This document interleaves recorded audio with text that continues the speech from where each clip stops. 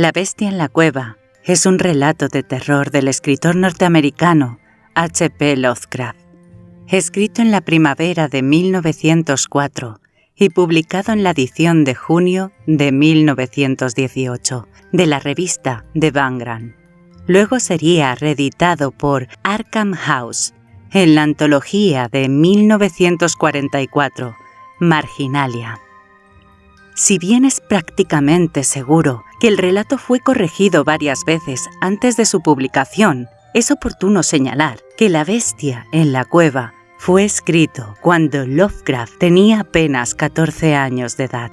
Tomando como referencia esa temprana edad, La bestia en la cueva es menos un relato gótico que una repetición de atmósferas de la literatura gótica clásica, es decir, el ejercicio de un autor muy joven y fascinado por el horror.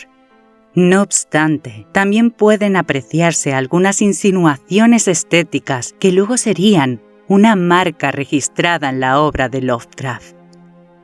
La bestia en la cueva nos relata la historia de un hombre extraviado en las profundidades, sin luz que alumbre sus pasos, ya que su antorcha se apaga rápidamente. Este explorador incauto debe tantear en la oscuridad para encontrar la salida. Durante ese recorrido, desesperado, percibe una presencia inquietante, una bestia, quizá, o algo mucho peor, una criatura semihumana, perfectamente adaptada a la vida en las raíces de la montaña. La horrible conclusión que se había ido abriendo camino en mi espíritu de manera gradual era ahora una terrible certeza. Estaba perdido por completo, perdido sin esperanza en el amplio y laberíntico recinto de la caverna de Mamut. Dirigiese a donde dirigiese mi esforzada vista, no podía encontrar ningún objeto que me sirviese de punto de referencia para alcanzar el camino de salida.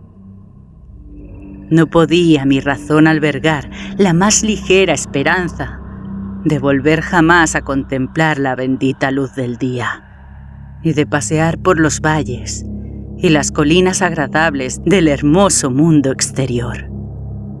La esperanza se había desvanecido.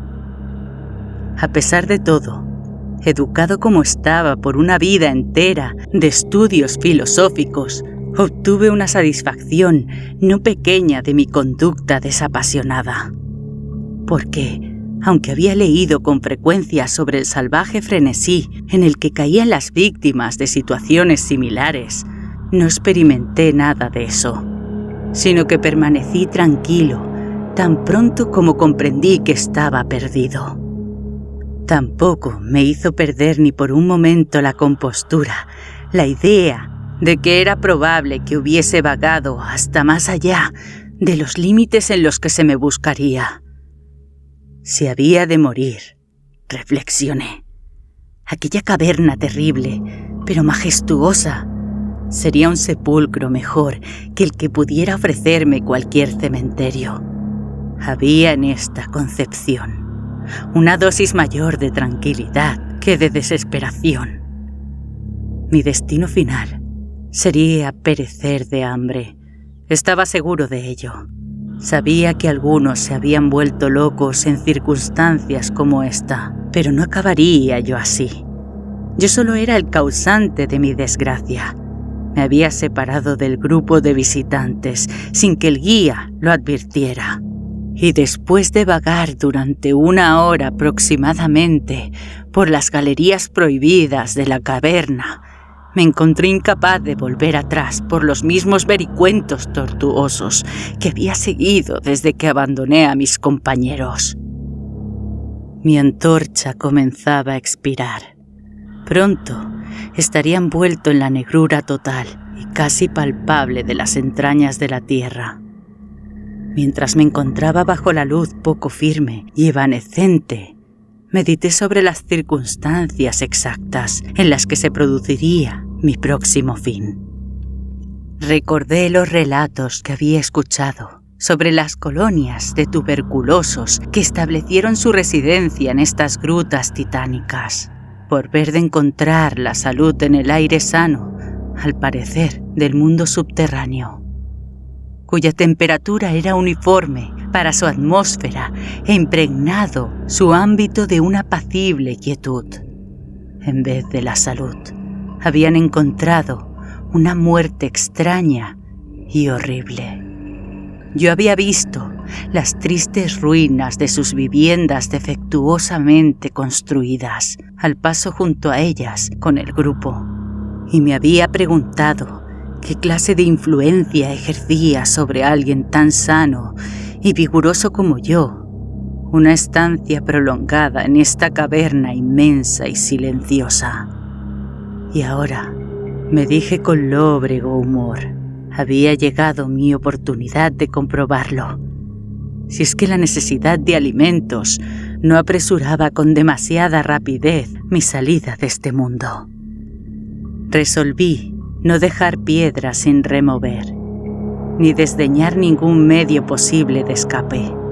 En tanto que se desvanecía en la oscuridad los últimos rayos espasmódicos de mi antorcha, de modo que, apelando a toda la fuerza de mis pulmones, proferí una serie de gritos fuertes, con la esperanza de que mi clamor atrayese la atención del guía.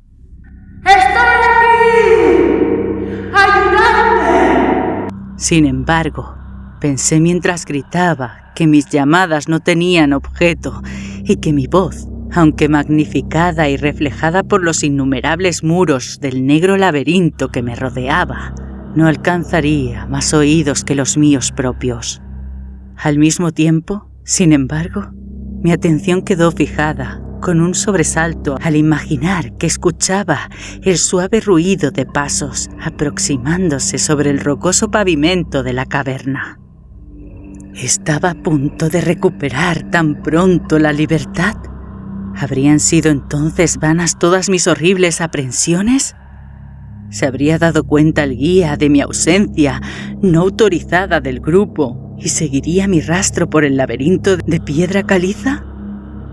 Alentado por esas preguntas jubilosas que afloraban en mi imaginación, me hallaba dispuesto a renovar mis gritos con objeto de ser descubierto lo antes posible, cuando, en un instante, mi deleite se convirtió en horror a medida que escuchaba mi oído, que siempre había sido agudo y que estaba ahora mucho más agudizado por el completo silencio de la caverna. Trajo a mí confusamente la noción terrible e inesperada de que tales pasos no eran los que correspondían a ningún ser humano mortal. Los pasos del guía, que llevaba botas, hubieran sonado en la quietud ultraterrena de aquella región subterránea como una serie de golpes agudos e incisivos. Estos impactos, sin embargo, eran blandos y cautelosos como producidos por las garras de un felino. Además, al escuchar con atención, me pareció distinguir las pisadas de 4 patas en lugar de 2 pies. Quedé entonces convencido de que mis gritos habían despertado y atraído a alguna bestia feroz, quizá un puma que se hubiese extraviado accidentalmente en el interior de la caverna. Consideré que era posible que el Todopoderoso hubiese elegido para mí una muerte más rápida y piadosa que la que me sobrevendría por hambre. Sin embargo, el instinto de conservación, que nunca duerme del todo, se agitó en mi seno, y aunque el escapar del peligro que se aproximaba no serviría sino para preservarme para un fin más duro y prolongado, determiné, a pesar de todo, vender mi vida lo más cara posible. Por muy extraño que pueda parecer, no podía mi mente atribuir al visitante intenciones que no fueran hostiles.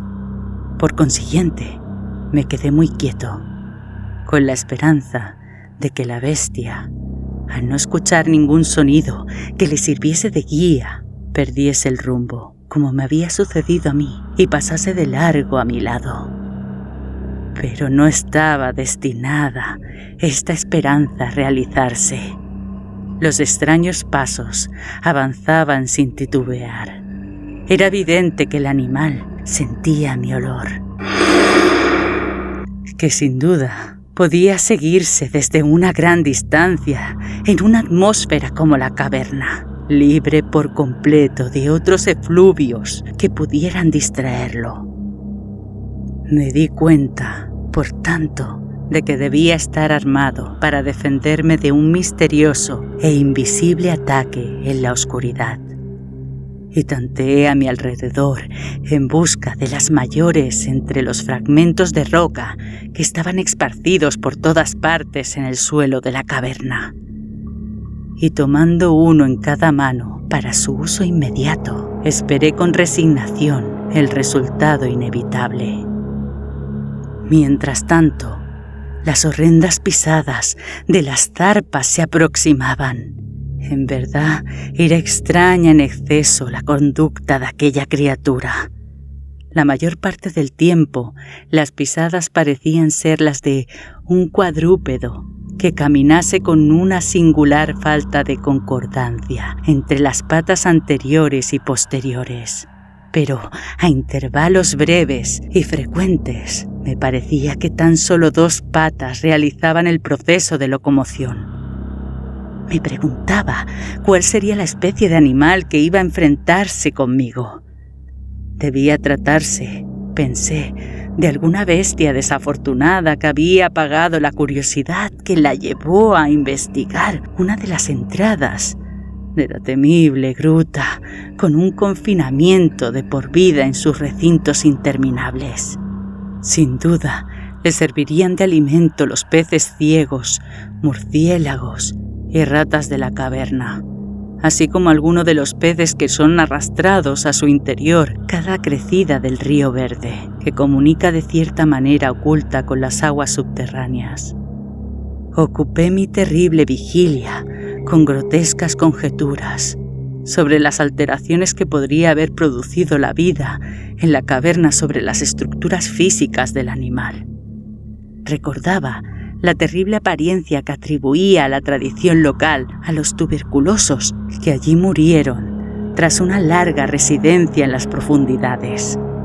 Entonces, recordé con sobresalto que, aunque llegase a batir a mi antagonista, nunca contemplaría su forma, ya que mi antorcha se había extinguido hacía tiempo y yo estaba por completo desprovisto de fósforos. La tensión de mi mente se hizo entonces tremenda. Mi fantasía dislocada hizo surgir formas terribles y terroríficas de la siniestra oscuridad que me rodeaba y que parecía verdaderamente atarse en torno a mi cuerpo. Parecía yo a punto de dejar escapar un agudo grito, pero aunque hubiese sido lo bastante irresponsable para hacer tal cosa, a duras penas habría respondido mi voz. Estaba petrificado, enraizado al lugar en donde me encontraba. Dudaba que pudiera mi mano derecha lanzar el proyectil a la cosa que se acercaba cuando llegase el momento crucial. Ahora, el decidido pat, pat de las pisadas estaba casi al alcance de la mano. Luego, muy cerca, podía escuchar la trabajosa respiración del animal.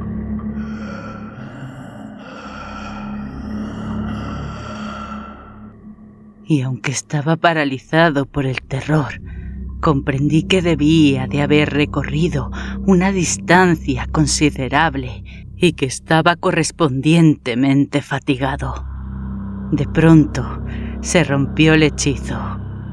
Mi mano, guiada por mi sentido del oído, siempre digno de confianza, lanzó con todas sus fuerzas la piedra afilada hacia el punto en la oscuridad de donde procedía la fuerte respiración, y pudo informar con alegría que casi alcanzó su objetivo. Escuché cómo la cosa saltaba y volví a caer a cierta distancia. Allí pareció detenerse. Después de reajustar la puntería, descargué el segundo proyectil, con mayor efectividad esta vez. Escuché caer la criatura, vencida por completo, y permaneció yacente inmóvil. Casi agobiado por el alivio que me invadió, me apoyé en la pared. La respiración de la bestia se seguía oyendo, en forma de jadeantes y pesadas inhalaciones y exhalaciones.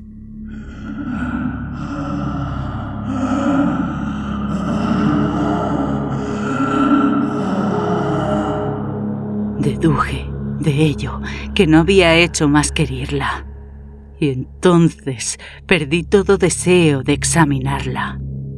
Al fin, un miedo supersticioso, irracional, se había manifestado en mi cerebro, y no me acerqué al cuerpo ni continué arrojándole piedras para completar la extinción de su vida. En lugar de eso, corrí a toda velocidad en lo que era, tan aproximadamente como pude juzgarlo en mi condición de frenesí, la dirección por la que había llegado hasta allí. De pronto, escuché un sonido, o más bien una sucesión regular de sonidos. Al momento siguiente se habían convertido en una serie de agudos chasquidos metálicos. Esta vez no había duda. Era el guía. Entonces grité, aullé, reí incluso de alegría al contemplar en el techo abovedado el débil fulgor que sabía era la luz reflejada de una antorcha que se acercaba. Corrí al encuentro del resplandor y antes de que pudiese comprender por completo lo que había ocurrido, estaba postrado a los pies del guía y besaba sus botas mientras balbuceaba. A despecho de la orgullosa reserva que es habitual en mis explicaciones sin sentido, como un idiota, contaba con frenesí mi terrible historia y al mismo tiempo abrumaba a quien me escuchara con protestas de gratitud. Volví por último a algo parecido a mi estado normal de conciencia. El guía había advertido mi ausencia al regresar el grupo a la entrada de la caverna, y guiado por su propio sentido intuitivo de la orientación, se había dedicado a explorar a conciencia los pasadizos laterales que se extendían más allá del lugar en el que había hablado conmigo por última vez, y localizó mi posición tras una búsqueda de más de 3 horas. Después de que hubo relatado esto, yo, envalentonado por su antorcha y por su compañía, empecé a reflexionar sobre la extraña bestia a la que había herido a poca distancia de allí, en la oscuridad, y sugerí que averiguásemos, con la ayuda de la antorcha, qué clase de criatura había sido mi víctima. Por consiguiente, volví sobre mis pasos hasta el escenario de la terrible experiencia. Pronto descubrimos en el suelo un objeto blanco, más blanco incluso que la reluciente piedra caliza. Nos acercamos con cautela y dejamos escapar una simultánea exclamación de asombro, porque este era el más extraño de todos los monstruos extranaturales que cada uno de nosotros dos hubiésemos contemplado en la vida. Resultó tratarse de un mono antropoide, de grandes proporciones, escapado quizá de algún zoológico ambulante, y su pelaje era blanco como la nieve, cosa que sin duda se debía a la calcinadora acción de una larga permanencia en el interior de los negros confines de la caverna, y era también sorprendentemente escaso, y estaba ausente en casi todo el cuerpo, salvo de la cabeza.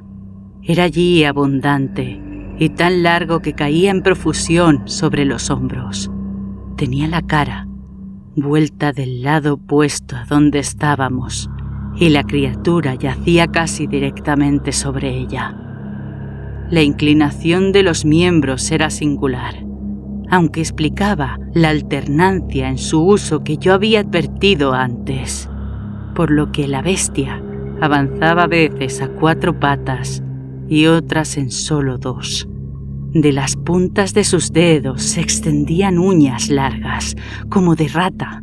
Los pies no eran prensiles, hecho que atribuía a la larga residencia en la caverna, que como ya he dicho antes, parecía también la causa evidente de su blancura total y casi ultraterrena, tan característica de toda su anatomía. Parecía carecer de cola.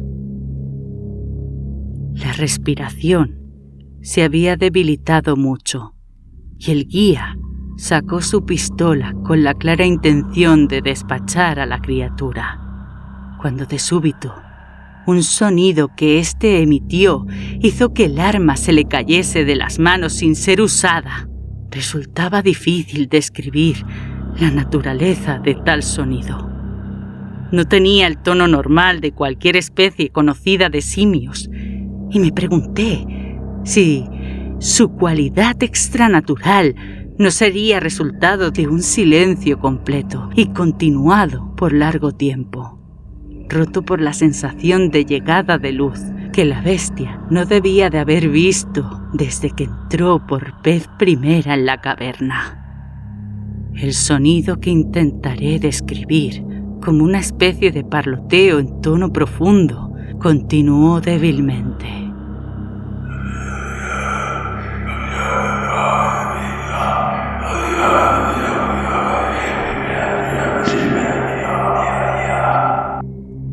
Al mismo tiempo, un fugaz espasmo de energía pareció conmover el cuerpo del animal. Las garras hicieron un movimiento convulsivo y los miembros se contrajeron. Con una convulsión del cuerpo rodó sobre sí mismo, de modo que la cara quedó vuelta hacia nosotros. Quedé por un momento tan petrificado de espanto por los ojos de esta manera revelados que no me apercibí de nada más. Eran negros aquellos ojos, de una negrura profunda, en horrible contraste con la piel y el cabello de nívea blancura. Como los de las otras especies cavernícolas, estaban profundamente hundidos en sus órbitas y por completo desprovistos de iris. Cuando miré con mayor atención, vi que estaban enclavados en un rostro menos prognático que el de los monos corrientes, e infinitamente menos velludo. La nariz era prominente. Mientras contemplábamos la enigmática visión que se representaba a nuestros ojos, los gruesos labios se abrieron y varios sonidos emanaron de ellos, tras lo cual la cosa se sumió en el descanso de la muerte.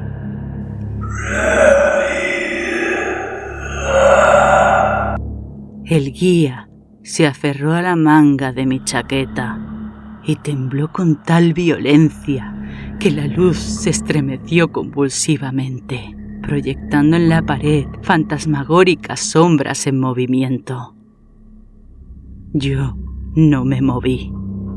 Me había quedado rígido, con los ojos llenos de horror, fijos en el suelo delante de mí. El miedo me abandonó y en su lugar se sucedieron los sentimientos de asombro, compasión y respeto. Los sonidos que murmuró la criatura abatida que yacía entre las rocas calizas nos revelaron la tremenda verdad. La criatura que yo había matado, la extraña bestia de la cueva maldita, era o había sido alguna vez un hombre.